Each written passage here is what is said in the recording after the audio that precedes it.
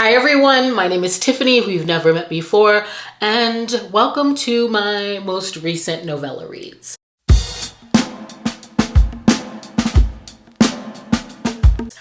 I really wanted to get on here and do this because there was a recent drop by a ton of authors of some freebies. And I also wanted to cover the novellas that I've read since my last reading vlog. So let's just get into it. I'm going to be referring to my Kindle so I can cover them in the order that I read them. Okay. First, I want to talk about Quarterback Sneak by Bell and Crow. I got this from Charles from Books on Stereo, and I picked it up because he kept noting how, for a novella, this was packing a lot of story. And I definitely agree with that, which is why I'm going to continue on with the series. We're following Rush, who is out about his sexuality and very much in love with his straight best friend, Torin. This is an sports romance where they're playing on the same team together. We get to follow them in the prologue in high school. And I just love how they're in sync on and off the field. It makes for many moments where everything is heightened. And we do get a moment of experimentation. We're getting that I'm only gay for you trope up in here with Torin. And that could potentially lead to them exploring more. However, there's a huge life event that thwarts that for Rush. And Torin makes the decision to just be his best friend while this is taking center stage in his life. And later on in college, we're very clear on the fact that Torin feels some type of way about being friend zoned, and Rush is starting to pick up on his goading behavior and not wanting to be an experiment. And I just loved the sort of pining and pondering on whether or not they're reading the one that they know the best the right way. It's like that yearn and that fear to take the leap because they don't want to ruin what they already have. I also love the sneaking around the team. I'm just gonna be honest. This was very sweet and sensual, and it also had some real plot going on in the background, so I really enjoyed it, and I'm rating it a 4. My next read was Aries by Gemma Stone. This is part of her Zodiac Queen series, and I got this rec from Tara from the Read My Lips podcast. She had me on as a guest. We were talking about BDSM romances, and I decided to reread this one because now there are 8 of the 12 books out and I'm ready to continue, and I needed a refresher. So this is about a heroine that inherits her throne because she's a sole survivor of a plane crash at the age of 12. And because she's too young to rule, she becomes her uncle's ward. And he's pretty devious. One of his acts being selling her hand in marriage and virginity to the Zodiac Brotherhood. And there are 12 brothers who are portrayed as titans of industry. And they reign over a secluded, patriarchal, and inequitable island, I would say. And at the age of 18, she is sent to said island to make good on this contract, where she will be spending 1 month with each brother. And at the end of the year, they're going to bid for her hand in marriage. And so this is very dark, dystopian. Dubious consent is absolutely the feature. You are going to read this queen be stripped of her agency. And I will say that the hero in Aries does really resemble the zodiac sign. You know, Aries is cardinal sign. It ushers in a new season, and he does aim to prepare her for his brothers. He has sort of a pleasure and pain tutelage. He's very restrained in his emotions with her because he doesn't want to get attached. And once she becomes alive to how he's helping her in this situation, she begins to develop feelings. And so, you know, the dynamics are very tenuous. It's pretty dark. And this time around, I rated it a 3. However, I am going to still continue because the premise, the world, it's very bonkers, a little mystical. as to why they're rotating her around like this, and because of a particular hero that's coming next. So it's a 3 this time around, but I still enjoyed it and I'm interested in diving into the world. It's bonkers. The next read for me, Fate and Plans. This was a Hermione fanfic. I can't get enough, okay? I had to.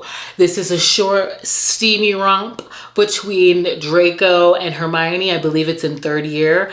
And they have a budding friendship. And he's got these obsessive feelings that he's harboring but keeping a secret because he doesn't want to make it weird. And of course, Hermione has got herself caught up in trying to, you know, shut down this like fake potions ring or this like forbidden potions ring. They're slanging them like drugs on Hogwarts, okay? And she's snooping around and Draco saves her from getting caught. And of course they're stuck in a cupboard in close proximity while 2 other students are hooking up. And so this is very much a, you know, reciprocated feelings type of moment. I rated this a 3. This is steamy. It's not trying to be something that it isn't, and I loved it. I can't get enough. So just expect more Hermione fanfic to be sprinkled in my reading throughout. It's probably going to make its way on the majority of my list this year. I'm just warning you. My next read was Filthy Richer. This is about Anessa and Ian from book 2 in Serena Ackroyd's Filthy Fecker series that I love so much. These are alpha mafia heroes that fall hard and cherish their women, no matter what the mafia circumstance is, and I love them. And in this novella, I really liked seeing their marriage mature.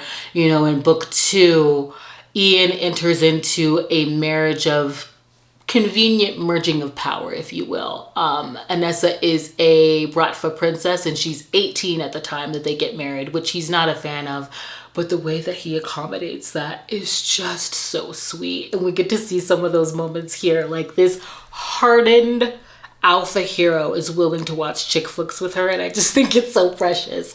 And in this one, I loved seeing Anessa like grow into her own voice. We do get Ian somewhat violently advocating for his wife and really being whittled down by his PTSD and his OCD. And I loved how Anessa refuses to let him drown and refuses to let him push her away because he doesn't feel good enough. We also get to see the other Filthy Feckers, and I love how they note that none of them are good enough for their women, which is why they are cherished. And so I love this world. This is very comforting for me, and I gave it a 4. I love that series. I highly suggest you pick it up. The next read for me was Stoneheart by Katie Robert. This is a sapphic romance between Medusa and Calypso, where Medusa is sent by Athena to take Calypso out. And I really enjoyed this. You know, Medusa has never questioned a hit by Athena and believes that she owes her her life. But when she goes to carry out this hit, it's the first time that she's bothered by the corruption of the 13. This is in her Dark Olympus world. And she's also just bewitched by Calypso's beauty. And I believe that in this one, this is really a case where attraction is important, because in return, I like how Calypso finds the features of Medusa that Medusa finds ugly in herself. She desires them, and Medusa sees her gaze as a gift. I loved how they fell into each other. I loved that we got a glimpse of Hades up in here, and I give this a 4 as well. This was sexy, it's hot, it's Katie Robert, but I do like the appreciation between them. It was also like sweet, like Medusa was giddy about Calypso, you know? So I liked it. My next read was Good Little Girl by Jade West. If you follow me on Instagram, then you probably know how I felt about this. I gave this 2 stars. And I want to preface my thoughts by saying that I picked this up because I enjoy Jade West. Okay, I loved Sugar Daddies, which is a menage, and I loved Bait because of the way that she showcases almost forgot that I was on YouTube. The way that she showcases essay fantasy, I'll say that, and how that can be explored safely through kink and through kink that can be healing. Loved that. Oh, sorry if you can hear my air conditioning. I forgot to turn it off. Anyway, we'll muddle through it. So I loved those works. I've enjoyed Jade West, but this like forbidden stepfather romance just didn't work for me because of the hero and his creepy POV. Like, I don't like clocking the forbidden elements within this kind of dynamic. I want to feel like they're meant to be together, not that the hero is predatory and he doesn't deserve touching her. Because within his POV, he is incessantly referring to her as like derivatives of pussy. Young pussy, stepdaughter pussy, let me coerce this other like male character to share said pussy. It was just gross and like didn't speak to her character at all. He wasn't dishonest with her for a majority of the book, where her thoughts are like out there in the open, quite literally, because her journal is there for him to read, and her entries are very much like nymphomaniac caricature and like teen angst musings that made me feel like this 20-year-old read like 16, and I just wanted more from her and from them. And that would be fine if this was just like a spicy romp, but it was trying to be more by like shoving feelings at the end that I just didn't buy. And so this like unlikable hero, I was sad. I really wanted to like this. Like, I usually enjoy daddy kink, okay? I love stern care. It works for me. But here it didn't. And I am very much someone that believes that banging can be the plot, okay? I did not like this theme here, and that's really just what it was. It may work for someone else, but I just couldn't get into it. And so, yeah, I really hated that for myself. So my next read, I think it was, yes, Loser Takes All. And this was a novella that was centered around this theme that I could get behind, okay? Because Tad has racked up a bit of gambling debt, and those that he owes believe that they have screwed him. So they are sending him to a sex club to pay it off. One night with a dom. And I really enjoyed how within his POV, he's really questioning his sexuality. This is an romance, although Tad would argue otherwise. And I enjoyed how flogging is depicted as an art in this, and how Tad is getting to know this dom as he's melting underneath his touch. And there really is a way to make banging the plot when the steam is conducive to the emotional development. I left feeling like this is very much a night that was life-changing for both of them, and I was just cheering for Tad to accept himself. I rated this a 3.5. It does feel like a series opener, but I do believe all of them are out, and this was just freaking sexy, hot, and revealing, okay? And I definitely want more. This is probably like the second series that I have found in my novella hunt. The next book that I read was Plucked by Kay Dossel. I really liked this. This is about a heroine who is having intimacy issues. She's unable to orgasm, and she's treating it like an experiment. And I loved how her friends are all in on it, like taking her to clubs and vetting like potential prospects to be the one. And in this one, the hero really shines because he's a florist. He's from Spain, and he's in the States because the company is branching out. And I mean, he is like a celebrity florist almost. He's really like an artiste when it comes to his arrangements, and within his POV he likens people to flowers based on their character, and he notes their scent, and He's also pretty like grumpy and broody. The only reason why he finds himself in the same club as the heroine is because his sister forces him, pries him off the creation table, and wants him to like go out and just have fun for one evening. And when he sees the heroine, he is bewitched and perplexed as to why he can't clock which kind of flower she is.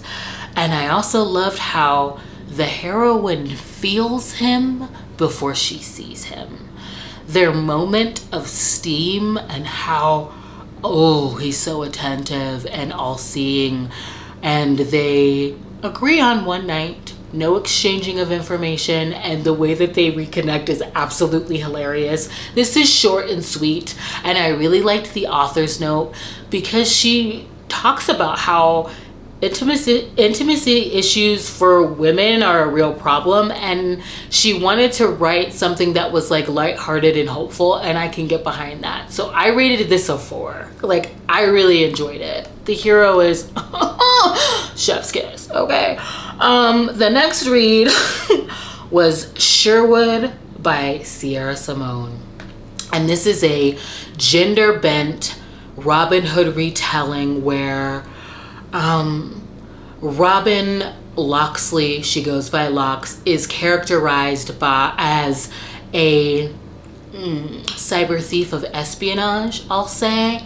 And Rafe the Wolf is her ex that's part of the government entity that's aiming to track her down. And Marion is the kind-hearted maiden, I'll say, that they both aim to sully in the best possible way. And I just love how Sierra Simone can cut a bitch with words, okay? Like, just the way that she describes the longing and the need and the combustible nature of like Rafe and Locks together, 2 doms that just couldn't make it work without Miriam. And how Miriam describes how she has this need to be owned. And this begins with like Miriam and her torch for Locks since they were children. She has this moment of awakening with Locks before she ditches town and leaves her feeling jilted, and with the truth that she is in need of submission. And she meets Rafe on the day where she's exploring this at a sex club. They enter into a temporary arrangement, and for Rafe, you know, Miriam starts out as a means to get to Locks, and then he just becomes drunk off of her submission. And this just gave me the meat that I needed in terms of power dynamics and their romance. Like, I really enjoyed the political and spy element to this, the way in which she used these like Robin Hood elements. It was just really fun. I had a good time, and I'm rating it a 4. The next thing that I read, this is the last one that I'm really proud of because it too was on my TBR. And for, you know, a moody reading, auto click buying, forever wedging a book in Queen, I feel like I'm killing the game. We're gonna ignore that. It's 2 of 20 and like they're both novellas, but progress, not perfection. Anyway, my next read was A Lord of Winter by Anna Callan. This is about a heroine who's doing illegal magic in the human realm. I mean, she's basically peddling love spells for women here to make a buck. Not a big deal, but it is an archaic law within the Fae world. And so, you know, the Winter Fae King is mad. He's really mad though, and he comes to the human realm, you know, sexy, menacing, and like a little pissed off. I'm telling you, the way that he's described. Talk about chiseled abs. Anyway, so he kidnaps her from the human realm and he imprisons her in the flip side. And this was very different from her Forbidden Fae series that I loved so much. I clocked certain elements, but it did read like this came before it. We're still getting a headstrong heroine that's a social justice warrior, but this is the first alpha hero that hasn't relinquished everything in pursuit of his draw towards her. He's very much honorable in the sense of his people. and that was new for me. We do figure out why she's taken from the dungeons and treated like a queen, what her true magic is, and how her powers align with his. I mean, her name is Ariel, and he can turn every atom into ice. It's very fitting, and the lore is airtight. I love her fantasy world, their powers, the magic. And in this one, I enjoyed that more than the romance, because it really is a slow burn where he's fighting the pole, and he is willing to do whatever it takes for his people at her expense. So I rated this a 3. I'm still intrigued because the angst is heating up now that they've learned that they're fated, and I have 4 more to get through. These are on the shorter side, so I'm sure I'm gonna find a gem. I'm so happy about it. And that's what I've read so far in terms of novellas. I need to get back to Still Beating by Jennifer Hartman, and I will reveal why very soon. I want to thank you for joining me. Please consider subscribing and sticking around, and I hope to see you in the next one. Bye.